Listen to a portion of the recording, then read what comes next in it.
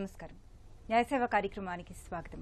ఇవాల్టి మన అంశం వయోవృద్ధుల సంరక్షణ న్యాయ సహాయం. అంశంపై సలహాలు సూచనలు అందించడానికి మనతో పాటు ఉన్నారు 3వ అదనపు సీనియర్ సివిల్ జడ్జ్ రంగారెడ్డి జిల్లా కోర్టు శ్రీమతి అర్పితా మారంరెడ్డి గారు, అలాగే న్యాయవాది డాక్టర్ టి విజయభాస్కర్ రెడ్డి గారు.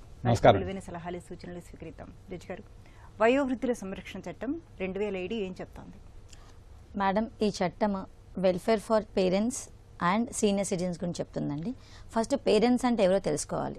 న్యాచురల్ పేరెంట్సే కాదు, అడాప్టివ్ పేరెంట్స్, స్టెప్ పేరెంట్స్ కూడా దీంట్లో ఉంటున్నారు. చిల్డ్రన్ అంటే సన్ డాటరే అనుకుంటా, అలా కాదు, grand daughter and grand son కూడా దీంట్లో ఉంటున్నారు. అలానే దీనికి ఒకవేళ సీనియర్ సిటిజన్కి ఎవరు లేరు అనుకుందాం, సో వాళ్ళ పరిస్థితి ఎలా? అలాంటప్పుడు రిలేటివ్స్ అని ఉంది ఒక ప్రొవిజన్. ఆ రిలేటివ్స్ కూడా వీళ్ళని పోషించే లైబిలిటీ ఉంది. కానీ ఎప్పుడుంది?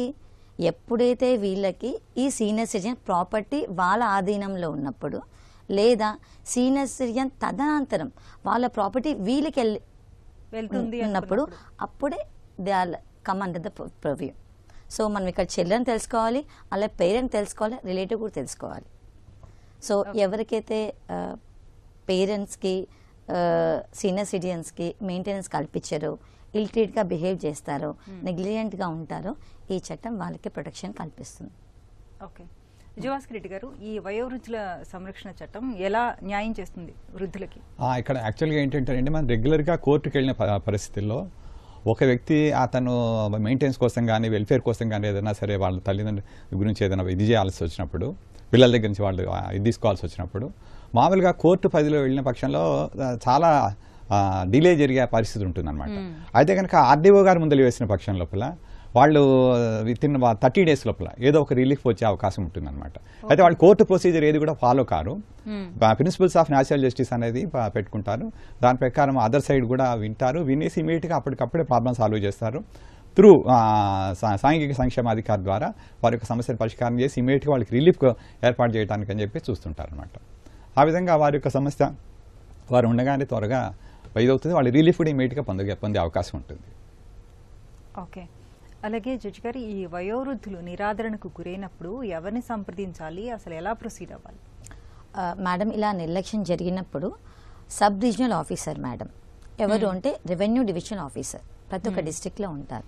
సో వాళ్ళకి అప్లికేషన్ పెట్టాలి. ఒకవేళ సీనియర్ సిటిజన్ రాలేని పరిస్థితుల్లో ఉంటే వాళ్ళ బిహాఫ్ ఎవరైనా కానీ చేయొచ్చు. అది కూడా లేని పరిస్థితుల్లో రిజిస్టర్డ్ అసోసియేషన్స్ ఉంటాయి మేడం, వాళ్ళు కూడా వచ్చి వీళ్ళ తరఫున వేయొచ్చు. అది కూడా లేదు, ఆర్డీఓ గారే ప్రైమ్ ఎఫెసి, ఇప్పుడు రోడ్డు మీద కూడా చాలా చూస్తుంటాం మేడం, నిర్లక్ష్యం గురించి ఉంటాయి, వాళ్ళు సోమోటా కూడా ఇన్వాల్వ్ చేసి కేసు నమోదు చేయొచ్చు. అలా ఒక కాల్ తీసుకుందాం అండి. కాకినాడ నుంచి సత్యనారాయణ గారు. హలో. నమస్తే అమ్మా. నమస్తే అండి, చెప్పండి. అమ్మా, నేను కాకినాడ నుంచి మాట్లాడుతున్నాను. చెప్పండి. మా అమ్మగారి సమస్య. మా అమ్మగారికి మా నాన్నగారు 1998లో ఎకరున్నర పొలం కొన్ని పేరును పెట్టారమ్మా. హలో హలో, కాల్ కరెక్ట్ అయినట్టుందండి. మరో కాల్ తీసుకుందాం. వెంకటేశ్వర్లు గారు, నమస్తే అండి, చెప్పండి. Good morning madam. Good morning అండి. మా అమ్మ పేరు మీద 2 లక్షలు ఫిక్స్డ్ డిపాజిట్ చేశారు మేడం. మేడం చెప్పండి వెంకటేశ్వర్లు గారు. మా అమ్మ పేరు మీద 2 లక్షలు ఫిక్స్డ్ డిపాజిట్ చేశారు మేడం. ఓకే. అది మా అన్నయ్య అవసరం అయ్యి 2 లక్షలు తీసుకున్నాడు మేడం, ఫిక్స్డ్ డిపాజిట్ లోంచి. ఓకే. అవి 1 లక్షలు తీసుకున్న తర్వాత చూస్తా అని మా అమ్మగారు ఇచ్చే డబ్బులు ఇచ్చేదాకా చూస్తా అని చెప్పాడు మేడం. అని చూడకుండా ఇప్పుడు మీరు చూడండి మా అన్నదమ్ములు మీద పంపిస్తున్నాడు. ఆ డబ్బులు ఇవ్వలేదు అంటున్నాడు. మీ అమ్మగారి వయసు ఎంతండి? మా అమ్మగారి వయసు 75 సంవత్సరాలు ఉంటాయి మేడం. ఓకే, ఆ ఫిక్స్డ్ డిపాజిట్ తీసుకునేటప్పుడు ఆవిడ అనుమతితోనే తీసుకున్నారు కదా? అవును మేడం, మా అనుమతితోనే తీసుకున్నాను మేడం. మా అమ్మగారి తీసుకెళ్ళి చేపించాం. అప్పుడు ఫిక్స్డ్ డిపాజిట్ 1 లక్షలు తీసుకున్నాడు. మళ్ళీ ఇప్పుడు ఆ మాట మాట్లాడుతున్నాడు. ఇప్పుడు ఎవరి దగ్గర ఉన్నారు ఆవిడ? ఇప్పుడు నా దగ్గర వచ్చింది మేడం, చేసుకొచ్చాను. ఓకే, మీరు ఎంతమంది మొత్తం మీ అమ్మగారికి పిల్లలు ఎంతమంది అండి మీరు? 6 మంది మేడం. 3 అబ్బాయిలు 3 అమ్మాయిలు మేడం. ఓకే. లాయర్ గారు. ఇక్కడ మీ అమ్మగారి దగ్గర నుంచే మీ అమ్మగారి పేరు మీద 2 లక్షలు వేశారు కదా, ఎవరు వేశారు ఆమె పేరు మీద? అవి మేము మా నాన్న చనిపోయాము, మన కరోనా టైంలో మా నాన్నగారు చనిపోయారు సార్. ఓ చనిపోయినప్పుడు ఏదైతే మీ నాన్నగారి ఆస్తి మీ నాన్నగారు ఇచ్చిన డబ్బులు ఆమె పేరు మీద వేశారు కదా? అవును సార్, అవును సార్. ఇక్కడ 2 రకాలండి. ఒకటి ఆమెది మొత్తం 2 లక్షలు వేసినప్పుడు 2 లక్షలు క్యాన్సిల్ చేసి 1.5 lakh తీసుకున్నారా, లేకపోతే దాని మీద లోన్ తీసుకున్నారా 1.5 lakh? అది ఇంపార్టెంట్ అనమాట. అవునా, ఫిక్స్ అలా కాదండి వెంకటేశ్వర్లు గారు, ఇప్పుడు ఫిక్స్డ్ చేశారు, ఫిక్స్డ్ మొత్తం క్యాన్సిల్ చేసి దానిలో 2.5 లక్షలు లక్షలు తీసుకొని 50,000 ఆమెకు ఉంచారా? అచ్చా అచ్చా, అంటే ఆమె క్యాన్సిలేషన్ దాని మీద ఆమె సంతకం పెట్టారు కదా? ఇప్పుడు ఏమంటారు, నాకు ఏమంటే ఇవ్వట్లేదు అని అంటున్నారు కదా, నాకు 1.5 lakh రావాలి, నాకు ఇవ్వాల్సిన ఆస్తి ఆయన తీసుకున్నారు అనేది ఆమె.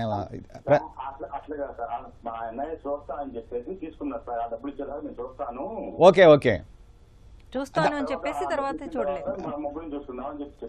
మీరు ఒక పని చేయండి సార్, మీరు ఎక్కడ ఉంటారు మీరు? గుంటూరు దగ్గర ఆర్డీఓ ఆఫీస్ లోపల కంప్లైంట్ చేయండి సార్, ఇట్లా 2 లక్షలు మా ఫాదర్ ఇట్లా చనిపోయినప్పుడు మా అమ్మగారి పేరు మీద ఇలా ఫిక్స్డ్ డిపాజిట్ చేయడం జరిగింది, తర్వాత దాన్ని క్యాన్సిలేషన్ ఏమంటారు? సరే సార్, ఇప్పుడు ఏదైతే ఏమిందో ఆమె పేరు మీద చేశారు, చూసుకుంటామనే దీంతో చేశారు, మంచి ఉద్దేశంతో చేశారు. సరే, ఏదేమైనప్పటికీ కూడా ఇప్పుడు ఏంటంటే ఆమె డబ్బులు తీసుకున్నారు కాబట్టి మీ అన్నయ్య గారి మీద ఆర్డీఓ గారికి కంప్లైంట్ ఇవ్వండి. కంప్లైంట్ ఇస్తే ఆమెకి ఆ భరణంతో పాటు ఏదైతే రావాల్సి ఉందో దాంతో పాటు మెయింటెనెన్స్ కూడా ఆయన ఆర్డర్ పాస్ చేస్తారు. జిల్లా సంక్షేమ శాఖ అధికారి ద్వారా వారికి కూర్చోబెట్టి ఒక సయోధ్య కుదురుస్తారనమాట. ఆయన అలా చేయడానికి వీలేదు, ఎందుకంటే ఇది ఒక చట్టం ఏం చెప్తోందంటే ఈ డబ్బులే కాదు, ఏదైనా ఆస్తి కూడా ఒక మార్పిడి చేసిన పక్షం లోపల నేను చూస్తాను అనే ఉద్దేశంతో మార్పిడి చేసిన పక్షంలో అది ఇవ్వకపోతే వాళ్ళు శిక్షార్హులు అవుతారు. మరి కాల్ తీసుకుందాం అండి. కృష్ణా జిల్లా నుంచి వెంకటేశ్వర్లు గారు. హలో హలో వెంకటేశ్వర్లు గారు. నమస్తే అమ్మా. నమస్తే అండి, చెప్పండి. కోర్టులో మాకు కేసులు పెడుతున్నాం, నెంబర్ పెట్టలేదండి. తప్పుడు కేసులు పెడుతున్నాం, నెంబర్ ఇస్తున్నారండి. మేము కోర్టులో అడుగుతున్నామండి, మీ సమస్య ఏంటండి? కరెక్ట్ చేసి న్యాయం చేయండి. వెంకటేశ్వర్లు గారు వృధా చేయొద్దు అని అడుగుతున్నామండి కోర్టులో జడ్జి గారిని. వెంకటేశ్వర్లు గారు, ఈ రోజు మనం మాట్లాడుకుంటున్న విషయం ఏంటంటే వయోవృద్ధుల గురించి. మీ సమస్య ఏంటో తెలీదు. అమ్మా, నేను సీనియర్ సిటిజన్ అమ్మా, 64 సంవత్సరాల వయసు అమ్మా నాది. సమస్య చెప్పండి ముందుగా. ఇప్పుడు అధికారులు తప్పుడు కేసులు పెడుతుంటే మీ ఇంట్లో వాళ్ళు మిమ్మల్ని సరిగ్గా చూసుకోవట్లేదా? ఇంట్లో వాళ్ళు కదమ్మా, అధికారులమ్మా. ఈ రోజు మాట్లాడుకుంటున్న టాపిక్ మనము వయోవృద్ధుల సంరక్షణ అండి. జడ్జి గారు, ఆర్డీఓ గారికి ఎలా దరఖాస్తు చేసుకోవాలి? మేడం, స్పెసిఫిక్ ప్రొఫార్మా ఏం లేదు. మనం ఇలా బాధితులమని చెప్పి ఎవరు మనల్ని మెయింటెనెన్స్ కానీ నిర్లక్ష్యం కానీ చేస్తున్నారో వాళ్ళపైన మామూలుగా ఫిర్యాదు చేయొచ్చు, మన ఏమి ఇబ్బందులు పెడుతున్నారని. ఆ స్పెసిఫిక్ అని ఏం ఫామ్ లేదు, we can file in any other form.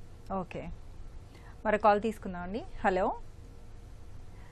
Okay, so ఎవరైనా పెట్టచ్చు. ఇప్పుడు వృద్ధులు వాళ్ళు ఎవరైతే నిరాదరణకు గురయ్యారో వారే కాకుండా వారి బంధువులు కానివ్వండి, వారి చుట్టుపక్కల ఉన్న వాళ్ళు కానివ్వండి, ఎవరైనా పెట్టచ్చు అంటారా? పెట్టచ్చు మేడం, పెట్టొచ్చు. ఇంకోటి కూడా madam, district legal service authority అనేది ప్రతి ఒక్క డిస్ట్రిక్ట్ లో ఉంది. వీళ్ళెవరు కాకపోయినా లీగల్ క్లినిక్స్ లో పారా వాలంటీర్స్ ఉంటారు మేడం.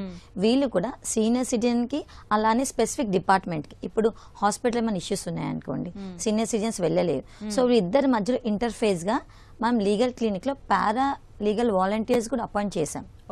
సో వీళ్ళ బిహాఫ్ కూడా ప్రతి ఒక్క డిపార్ట్మెంట్ లో ఇంటర్ఫేస్ చేయొచ్చు. ఉంది మేడం, ఆ ఫెసిలిటీ కూడా ఉంది. ఓకే, కాల్ తీసుకుందాం అండి. రాజయ్య గారు జగిత్యాల నుంచి. మీకు జడ్జి గారికి లాయర్ గారికి వందనములు. నమస్తే అండి. రీసెంట్ గా 100 సంవత్సరాలు బతికి చనిపోయినామే, దానికి 2 కొడుకులు ఆమెకు. అయితే పెద్ద కొడుకు ఉండగానే చిన్న కొడుకు చనిపోయినాక మా మరదలు ఏం చేసింది, మొత్తం ఆస్తున్నంతా తీసుకున్నది. ఈయన వాటా కొరకు రిజిస్ట్రేషన్ ఏం లేదు. మరి ఎట్లా ప్రొసీడ్ కావాలనో తమ ద్వారా ప్రార్థిస్తారు. మీ పేరండి? రాజయ్య గారు. సో ఇప్పుడు మీ మరదలు మొత్తం ప్రాపర్టీ తన మీదే రిజిస్ట్రేషన్ చేసుకుందంటారు, అంతేనా? అంతేనమ్మా. సార్, అసలు కొంత ఉంచింది. పాపం ఇప్పుడు తల్లి చనిపోయింది. తల్లి చనిపోయినాక మరి ఎట్లా ప్రొసీడ్ అయితే బాగుంటుందో జడ్జి గారిని ప్రార్థిస్తాడు. నాకు ఫస్ట్ మీరు ఒక చెప్పాలండి, ఈ ప్రాపర్టీ స్వార్జితమా, ఆ తల్లి స్వార్జితమా, లేక యాన్సెస్ట్రల్ ప్రాపర్టీ అంటారు కదండి, మన తాత ముత్తాల నుంచి వచ్చిన ప్రాపర్టీ, అది అత్తగారి నుంచా అమ్మగారి నుంచా, అది క్లారిటీ కావాలి, చెప్పండి. అయితే ఆయన భర్త దాన్ని సంపాదించిందే ఈమెకు ఉన్నది. ఓకే, ఈమె పేరు మీద కొనిందా అండి? ఈమె ఏం కొనలేదు, భర్తదే ఈమెకు డైవర్ట్ చేసి ఉన్నాక ఈమె చనిపోయింది. చనిపోయినాక ఇద్దరు కొడుకులలో ఈ చిన్న కొడుకు చనిపోయినాక మరదలు ఏం చేసింది, పాపం మొత్తం ఆస్తి అంతా ఉంచుకున్నది, ఇంకా కొంత ఆస్తి ఉన్నది. మరి దానికి ప్రొసీజర్ ఎట్లుంటుందో అని. రాజయ్య గారు, ఒక చిన్న క్లారిటీ కావాలండి మీ దగ్గర నుంచి. తన భర్త సంపాదించింది వాళ్ళ భార్య మీద డైవర్ట్ అన్నారు. ఆ డైవర్షన్ ఎలా వచ్చింది? గిఫ్ట్ డీడ్ ద్వారా వచ్చిందా, విల్ డీడ్ ద్వారా వచ్చిందా, సేల్ డీడ్ ద్వారా వచ్చిందా? మీరు ఆ మోడ్ ఆఫ్ ట్రాన్స్ఫర్ చెప్తే నేను మీకు కరెక్ట్గా ఆన్సర్ చెప్పగలుగుతాను. భార్యకి ఎలా వచ్చింది ఆ ప్రాపర్టీ? ఎందుకంటే భర్త స్వార్జితము, ఎవరి స్వార్జితమైనా కానీ ఎవరికన్నా ఇవ్వచ్చు. సో భర్త గిఫ్ట్ ఇచ్చేసాడా భార్యకి, అది ఆలోచించాలి. గిఫ్ట్ ఇచ్చేసాడు అనుకోండి, మనం ఏం చేయలేం యాక్చువల్లీ. సో మీరు నాకు అది చెప్పాలి. భర్త విలునామా రాయకుండా చనిపోయాడు అనుకోండి, అప్పుడు భార్యతో పాటు ఇద్దరు కొడుకులకి సమానంగా వస్తుంది. లేదు, గిఫ్ట్ రాసేసాడు అనుకోండి వాళ్ళ వైఫ్కి, సో వాళ్ళ వైఫ్ సెల్ఫ్ రెక్యూర్డ్ ప్రాపర్టీ అవుతుంది. సో మీరు దీనికి నాకు క్లారిటీ ఇస్తే నేను చెప్పగలుగుతాను. చెప్పండి రాజు గారు. ఏం రాసివ్వలేదంటారా? అలాంటి అయినప్పుడు ఆ ప్రాపర్టీ వాళ్ళ నాన్నగారిది కాబట్టి సమానంగా వస్తుంది ప్రాపర్టీ ఇద్దరికి. సో మీరు కోర్టులో వెళ్ళి కేసు వేయచ్చు. Thank you. తల్లికి కొడుకులకి అంటే ముగ్గురికి 3 వాటాలు వస్తుందా అండి ఇప్పుడు? అవునా అండి, హస్బెండ్ కదండి, వైఫ్ కూడా షేర్ వస్తుంది దాంట్లో, ఎందుకంటే సెల్ఫ్ రెక్యూర్డ్ ప్రాపర్టీ కదా. అలా ఓకే. ఇప్పుడు 3 సమాన భాగాలుగా వస్తుంది. 3 సమాన భాగాలు తీసుకోవచ్చు. వాళ్ళు లేరు కాబట్టి, ఎవరికి రాయలేదు కాబట్టి, అప్పుడు ఇంకా వారసత్వ ప్రకారం ముగ్గురికి, అందులో కూడా క్లాస్ 1 ఎయిర్స్ కిందకే వస్తారు అందరూ. ఓకే, దాని ప్రకారం ముగ్గురికి 3 సమాన భాగాలుగా వస్తుంది. మరి కాల్ తీసుకుందాం అండి. సత్యనారాయణ గారు కాకినాడ నుంచి. హలో అమ్మా, నమస్తే అమ్మా. నేను కాకినాడ నుంచి. నమస్తే అండి. సగం చెప్పానంటే మా అమ్మగారు 63 సంవత్సరాల వయసులో. హలో చెప్పండి, వినిపిస్తోంది. ఫస్ట్ నుంచి చెప్తానమ్మా. మా నాన్నగారు 98లో మా అమ్మగారి పేరున ఎక్కడున్నారు పొలం రాశారమ్మా. రాసించాక 2012లో మా నాన్నగారు స్వర్గస్థులు అయ్యారు. ఓకే. 2012లో స్వర్గస్థులు 4 నెలలకి మా అమ్మగారిని పొలం చూడటానికి అని చెప్పి తీసుకుని వెళ్ళి మా అన్నయ్య, మా పెద్ద వదిన గారుని రిజిస్టర్ ఆఫీస్ లో సేల్ డీడ్ ఏలుముద్ర వేయించేసుకున్నారమ్మా. అప్పుడు రిజిస్టర్ గారు డబ్బు ముట్టిందా అన్నప్పుడే మా అమ్మగారికి అనుమానం వచ్చి, డబ్బు ముట్టిందా అంటున్నావు, నువ్వు సాక్షి సంతకం అని చెప్పి తీసుకొచ్చావు, ఏంటిదని ఏడిస్తే, అమ్మా నువ్వు ముసల్దాని అయిపోయావు కదా, మిగతా 2 తమ్ముళ్ళు కూడా తీసేసుకుంటారు, ఇప్పుడు నేను నీకేమైనా డబ్బులు ఇస్తే కాబట్టి 10 లక్షలు నీ పేరు నేస్తాను, కంగారు పడకు, వాళ్ళకి చెప్పకు అని నోరు ముయించాడమ్మా. మా అమ్మగారు ఇక్కడికి వచ్చి బాధపడేవారు తప్ప మాకు చెప్పేవారు కాదు. ఇప్పుడు ఈ మధ్య 2024 డిసెంబర్ వరకు కూడా వేస్తాను అన్నారు. ఇక్కడ ఏంటంటే లింకు, మా చిన్నన్నికి నాకు సంబంధించిన ఇల్లు మా చిన్నన్ని చిన్న గొడవతో దానపట్ట మా పెద్దన్ని పేరుని రాసించాడు. అది మార్చమంటే అది మార్చకుండా వాయిదాలు వేసుకుంటూ వచ్చాడు. అందువల్ల మా అమ్మగారు ఇది అడిగితే అది ఇవ్వడేమో, అది అడిగితే ఇది ఇవ్వడేమో అని కన్ఫ్యూజన్ లో పాపం ఆవిడ ఉండిపోయారు. ఇప్పుడు ఆవిడకి 78 సంవత్సరాలు. ఇప్పుడు 5 పైసలు ఇవ్వనని చెప్పేసి ఇంట్లోంచి పొమ్మనంటే మేము ఎస్పీ గారి దగ్గరికి గ్రీవెన్సాలకు రిపోర్ట్ ఇచ్చి ఈ ఇంట్లోనే ఉంటున్నాము. ప్రస్తుతం మాకు న్యాయం జరిగేది ఎలాగమ్మా, అది సేల్ డీడ్ రాయించేసుకున్నారు మా వదిన గారు, 5 పైసలు ఇవ్వనంటున్నారు. ఇప్పుడు ఇది నేను ఎలా ప్రొసీడ్ అవ్వాలి ఏంటనేది. ఇప్పుడు సేల్ డీడ్ మీ వదిన గారికి వెళ్ళిందా, మీ అన్నయ్య గారికి వెళ్ళిందా? మా వదిన గారు సేల్ డీడ్ కింద రాయించేసుకుని మా అమ్మగారితో మళ్ళీ 4 నెలలకు అమ్మేశారండి మొత్తం. వాళ్ళ పొలం మా పొలం కూడా అమ్మేశారు. మాకు తెలిసిపోతుందని నమ్ముతూ. అర్థమైందండి. ఇప్పటివరకు మా అమ్మగారు చెప్పలే. మొన్న 2024లో ఇలా రాయించేసుకున్నాడు రా, ఇల్లు అడిగితే అది అంటాడు, అది అడిగితే ఇది అంటాడు, బెదిరించున్నాడు అని ఏడుస్తుంటే అదే మందు. అర్థమైందండి, అర్థమైంది జడ్జి గారు. చూడండి, మీరు ఈ యాక్ట్ ప్రకారంగా సెక్షన్ 23 ప్రకారంగా ఆడియో గారికి కంప్లైంట్ ఇవ్వచ్చు. అలానే సివిల్ కోర్టులో కూడా అప్రోచ్ అవ్వచ్చండి. రెండిట్లో ఏదైనా ఒక రిలీఫ్ క్లెయిమ్ చేసుకోవచ్చు. ఎందుకంటే ఇలా మోసపూరితంగా మీ మదర్కి అండ్యూ ఇన్ఫ్లుయెన్స్ చేసినట్టు చేసి రిజిస్ట్రేషన్ చేసుకున్నాడు కదా, మీరు సెక్షన్ 23 ఆఫ్ దిస్ యాక్ట్ ప్రకారంగా మీరు కేసు ఫైల్ చేయొచ్చు ఆడియో గారి దగ్గర. ఇది చాలా తొందరగా కూడా వైండప్ అవుతుంది. అండ్ ఇంకొకటి దానికి కావాల్సిన ఏమన్నా మేము పెట్టాలమ్మా? అవునండి, ఎందుకంటే మీ మదర్ ఉన్నారు కదా ఇప్పుడు, ఉన్నారమ్మా. సో ఆ అప్లికేషన్ దరఖాస్తు పెట్టి కోర్టులో ఎలా మనము కేసు వేస్తామో సేమ్ అలానే వేయొచ్చండి. సో కానీ ఈ మాట చెప్పారు కదా మోసపూరితంగా అని, దాని బేస్ మీదనే ఈ కేసు అదే రాయాలి. మీరు ఇవన్నీ రాసి ఆడియో గారి ముందైతే చాలా తొందరగా అవుతుంది. సివిల్ కోర్టుకి వెళ్తే కొంచెం డిలే అవుతుంది మేడం. అలాగే ప్రాపర్టీని ఇంకొకరికి అమ్మేశారు కదండి, అప్పుడు ఎలా అంటారు? ప్రాపర్టీని అమ్మేశారు కానీ ఈ పరిధిలో వస్తుంది కదా మేడం, మోసపూరితంగా కానీ యాజ్ ఆన్ ఆ రోజు మాయ మాటలు చెప్పి అమ్మేశారు. సో అలాంటప్పుడు డెఫినెట్ గా అప్లికబుల్ అవుతుందండి. ఇక్కడ ఒకటండి, చిన్న సబ్ రిజిస్ట్రార్ గారు ఎప్పుడైతే ఆమెను అడిగారో పెద్దామని, ఇది మీ డబ్బులు మీకు ముట్టాయా అని అడిగినప్పుడు ఆమె ఆ రోజు అక్కడే చెప్పుంటే బాగుండేది. సరే అప్పుడు కొంత ఇన్ఫ్లుయెన్స్ ఆమె చెప్పలేకపోయినట్టున్నారు. ఆ పాయింట్ కూడా అక్కడ రాయండి. మీరు ఇందాక జడ్జి గారు చెప్పినట్టుగా ఇవన్నీ రాస్తూ అక్కడ ఏదైతే జరిగిందో ఆ సంఘటన, ఆ డేటు అవి చెప్పి రాస్తే అది కొంత మీకు ఎవిడెన్స్గా పనికొస్తుంది. తర్వాత మీరు అది ఆర్డీఓ గారు కోర్టులో వేసిన పక్షం లోపల అది ఇద్దరికి మారినా, ముగ్గురికి మారినా, నలుగురికి మారినా మోసపూరితమైన ఇది కాబట్టి అది ఎట్లాగైనా సరే మోసం, ఫస్ట్ స్టార్టింగ్లోనే మోసం జరిగింది కాబట్టి తర్వాత ఎన్ని ట్రాన్సాక్షన్స్ జరిగినా సరే అది మోసపూరితంగానే ఉంటుంది. అదే స్టార్టింగ్ లోపల మీకు కనుక ఫెయిర్గా ఉన్న పక్షంలో మీకు ఆ సమస్య ఉండేది కాదు. కాబట్టి మీరు వారి దృష్టికి తీసుకెళ్ళండి, మీకు ఖచ్చితంగా న్యాయం జరుగుతుంది. శ్రీనివాస్ గారు విజయవాడ నుంచి. హలో శ్రీనివాస్ గారు, నమస్తే అండి, చెప్పండి. మేడం మాది ఉమ్మడి కుటుంబం మేడం. ఓకే. ఒక 30 సంవత్సరాలు కలిసి ఉన్నాం మేడం. ఓకే. అది మాకు తెలుసో తెలియక మేము సంపాదించిందంతా పెద్దన్నయ్య మెయింటెనెన్స్ పెద్దన్నయ్య చేసేవాడు సార్.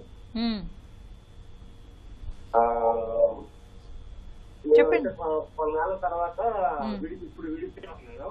ఆస్తి అంతా తన పేరు మీద పెట్టుకున్నాడు. ఓకే. ఏది కొన్నా సరే తల్లిదండ్రుల పేరు మీద కూడా కొనలేదు మేడం, పెద్ద ఆయన పేరు మీద కొనుక్కున్నాడు. ఆ తల్లిదండ్రులు చూడలేదు. చిన్న గొడవ అయితే తల్లిదండ్రులు వదిలేసి ఉన్న ఆస్తి తీసుకుని వెళ్ళిపోయాడు మేడం. తల్లిదండ్రులు ఇప్పుడు నా దగ్గర ఉన్నారు. ఓకే. దాన్ని ఎలాగా ప్రొసీడ్ అంటే ఆస్తి అతని పేరు మీద పెట్టుకున్నారు అంటే మీరు ఉమ్మడిగా ఉన్నప్పుడు సంపాదించిన దాంట్లోంచి అతని పేరు మీద కొనుక్కొని పెట్టుకున్నారు, అంతే కదండి? అంతే మేడం. మీ అమ్మగారికి ఇంతకు ముందు అంటే మీకు పూర్వీకుల నుంచి వచ్చిన ఆస్తులు ఏం పెట్టుకోలేదు కదా అతని పేరు మీద? పూర్వీకుల నుంచి ఏం లేదు మేడం. ఓకే. వలస వచ్చేసామండి విజయవాడలో. ఓకే.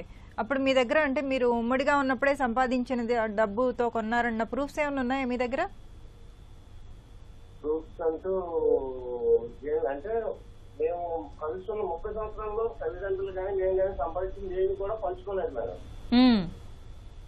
పంచుకోలేదు కాబట్టి సో విడిపోయేటప్పుడు కూడా మీరు బాగా పంపకాలు ఏం చేసుకోలేదు మేడం. ఇప్పటికీ విడిపోయేటప్పుడు కూడా మాకు అడిగామని చెప్పేసి తల్లిదండ్రులు వదిలేసి వేరేగా రెంట్కి తీసుకున్న ఇల్లు ఇక్కడ నుంచి వెళ్ళిపోయారు మేడం. ఓకే. ఇప్పుడు మీ అమ్మ నాన్న ఏజ్ ఎంత అండి? నాన్నగారికి 75 అండి.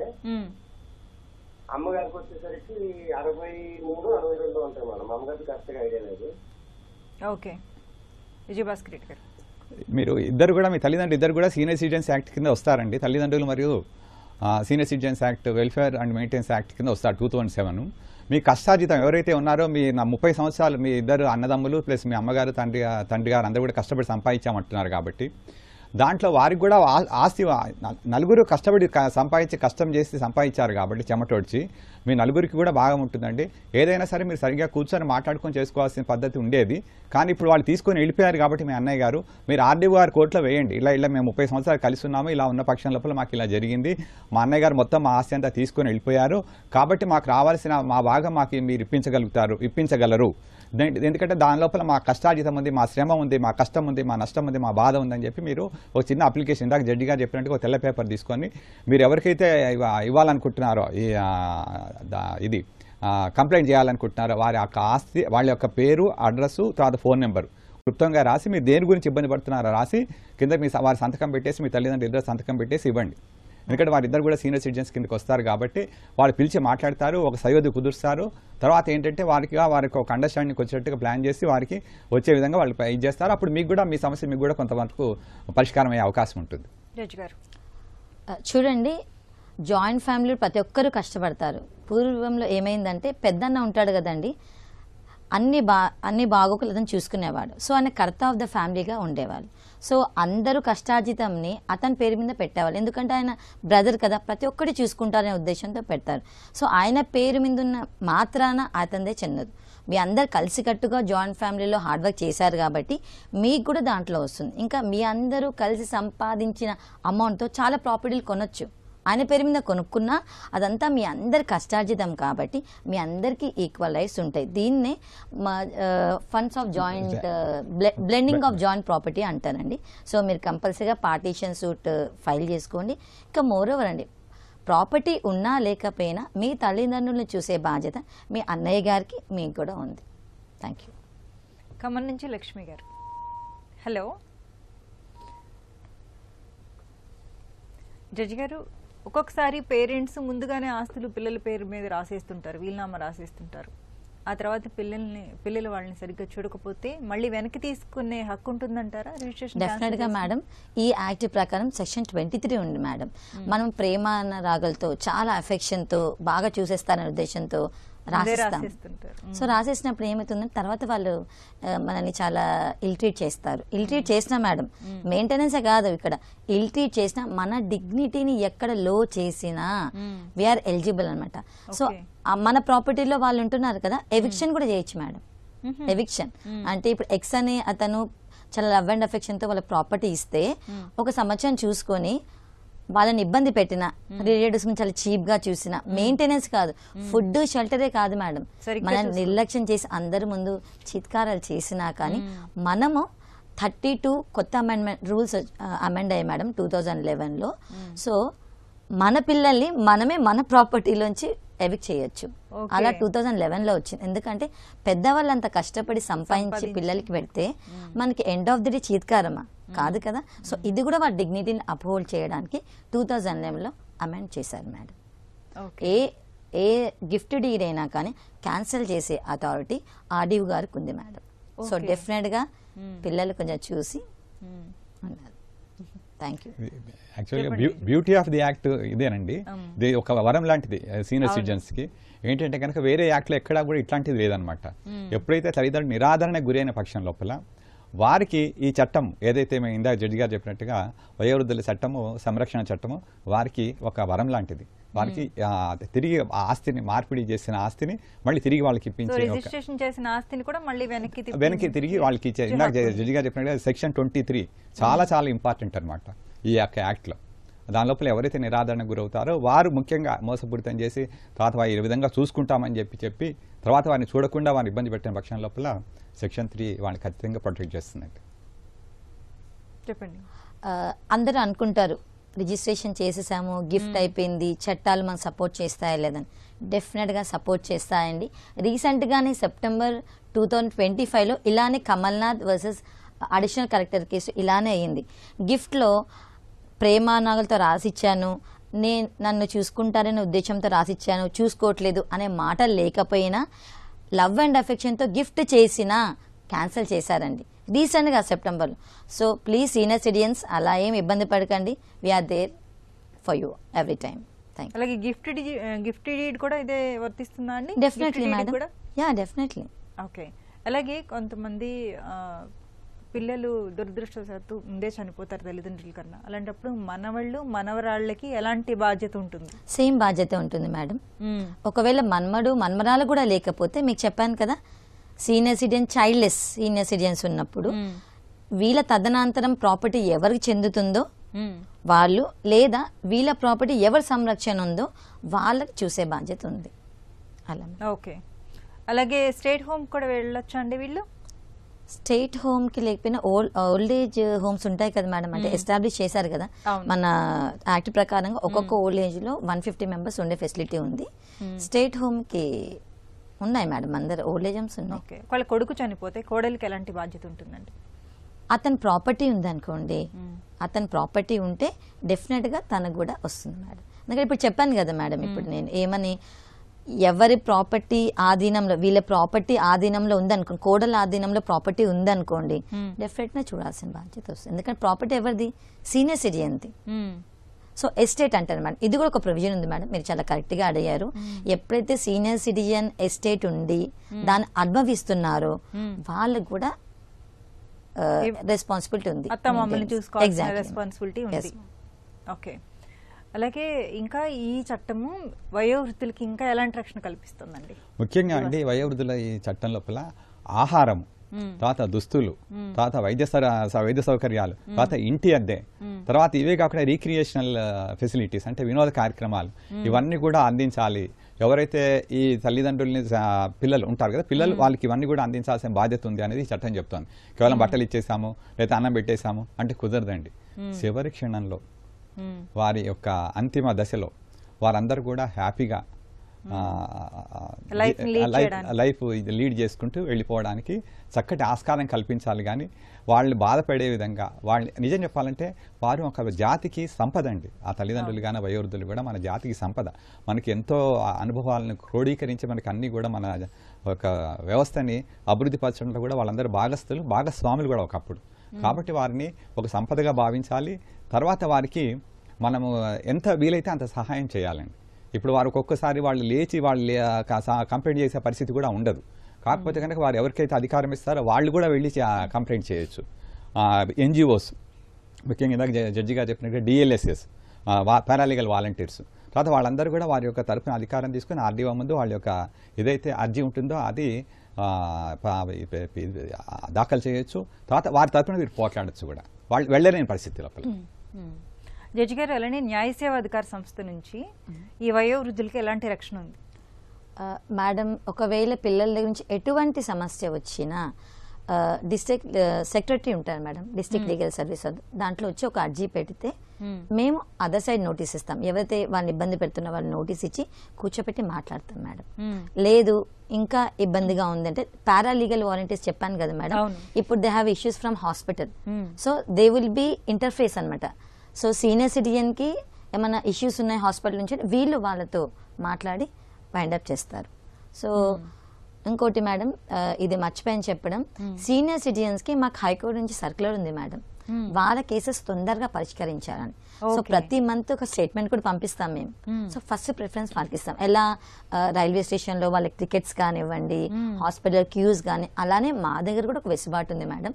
సీనియర్ సిటిజన్స్ కేసెస్ మేము కొంచెం తొందరగా చేయడానికి కృషి చేస్తాం. మాకు డైరెక్షన్స్ కూడా మేము చేస్తున్నాం కూడా మేడం. ఇప్పుడు లీగల్ సర్వీసెస్ అథారిటీ నుంచి వృద్ధులకి రక్షణ కల్పించేటప్పుడు మామూలుగా ఇరు పార్టీలు రావాలి అంటారు కదా మేడం. సో ఆ కొడుకులు కానీ కూతుర్లు కానీ రాని పక్షంలో ఏం చేయాలి? మనం రాని పక్షంలో సివిల్ కోర్ట్, ఈ ఆర్డీఓ గారి కన్నా వెళ్ళాలి, లేదంటే మళ్ళీ సివిల్ కోర్టులో దరఖాస్తు పెట్టాలి మేడం. ఓకే మేడం, ఇంకొక చిన్నది నేను మర్చిపోయాను. ఈ యాక్ట్ ప్రకారంగా ఎవరైతే మనోవృత్తి అడగాలనుకుంటున్నారో తల్లిదండ్రులు కానీ సీనియర్ సిటిజన్, ఇది 10,000 కంటే ఎక్కువ ఇచ్చే ఆస్కారం లేదు. అంటే he doesn't have power to issue more than maintenance of 10,000 rupees.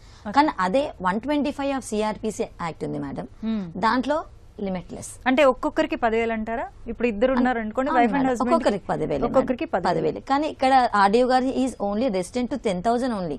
కానీ మనకి జ్యుడిషియల్ ఫస్ట్ సిఆర్పిసి కింద ఎక్కువ తీసుకోవచ్చు అంటే based upon there salaries, income పట్టి. సో అది ఇక్కడ కొంచెం మనం చూసుకోవాల్సి వస్తుంది madam. Okay, thank you so much అండి. ఇప్పటి వరకు మనం వయోవృద్ధుల సంరక్షణ, న్యాయ సహాయం ఈ అంశంపై సలహాలు, సూచనలు స్వీకరించాం. వచ్చే శనివారం 9:30 న్యాయ సేవ కార్యక్రమంలో మళ్ళీ కలుసుకుందాం. అంతవరకు సెలవు, నమస్కారం.